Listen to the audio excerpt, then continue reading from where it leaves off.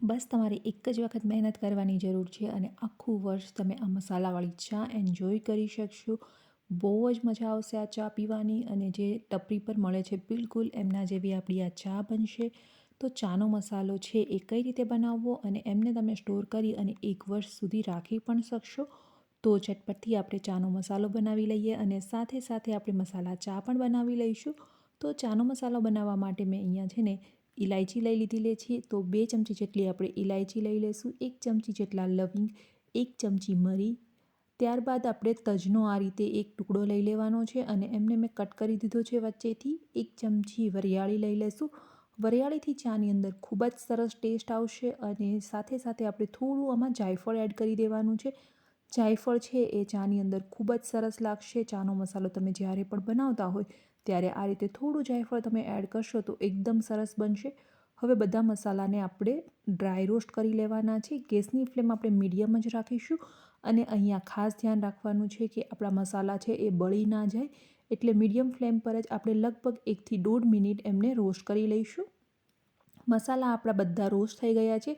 એમને આપણે એક વાસણમાં લઈ અને થોડા ઠંડા થવા દઈશું અને સાથે સાથે આપણે એક પેનની અંદર ગુલાબની પાંદડીઓ અને સૂંઠનો પાવડર એડ કરી એમને પણ ડ્રાય રોસ્ટ કરી લેવાનું છે. તો અહીંયા સૂંઠના પાવડર અને ગુલાબની પાંદડીઓ છે એ ઓલરેડી ડ્રાય છે, તો વધારે એમને રોસ્ટ કરવાની જરૂર નથી. હવે મિક્સર જાર લઈ લેશું અને મિક્સર જારની અંદર આપણે જેટલા મસાલાઓને રોસ્ટ કર્યા છે એ મસાલા એડ કરી દઈએ અને સાથે સાથે સૂંઠ પાવડર અને જે ગુલાબની પાંદડીઓ છે એમને પણ એડ કરી દઈશું. તો અહીંયા તમે છે એ તુલસીનો પણ ઉપયોગ કરી શકો છો. તુલસીના પાનને પણ આ રીતે તમારે ડ્રાય રોસ્ટ કરી અને એડ કરવા હોય તો તમે કરી શકો છો.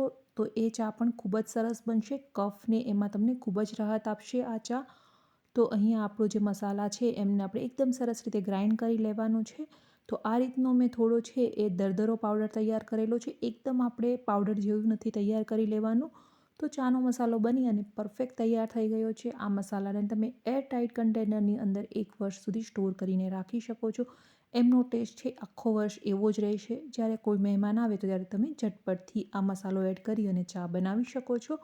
તો હવે સાથે સાથે આપણે ચા પણ બનાવી લઈએ. તો ચા બનાવવા માટે એક વાસણમાં આપણે અડધો કપ જેટલું પાણી ગરમ મૂકી દઈશું અને એમની અંદર 1 ચમચી ચા પત્તી એડ કરી દઈએ અને સાથે સાથે 1 ચમચી મેં અહીંયા ખાંડ લીધી છે. તો ખાંડ તમે છે એ તમારે કેટલું ગળ્યું પીવી છે ચા એમના પ્રમાણે એડ કરી શકો છો.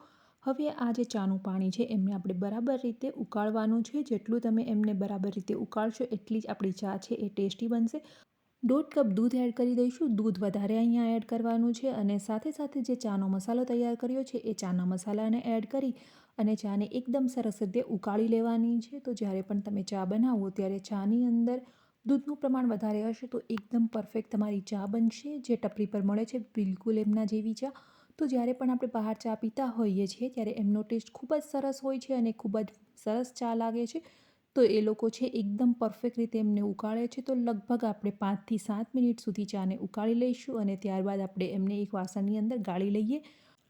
આપણી ચા બનીને બિલકુલ તૈયાર થઈ ગઈ છે. આ ચાને તમે આ શિયાળાની ઠંડીમાં એન્જોય કરી શકો છો અને આ મસાલાને તમે આખું વર્ષ સાચવી શકો છો.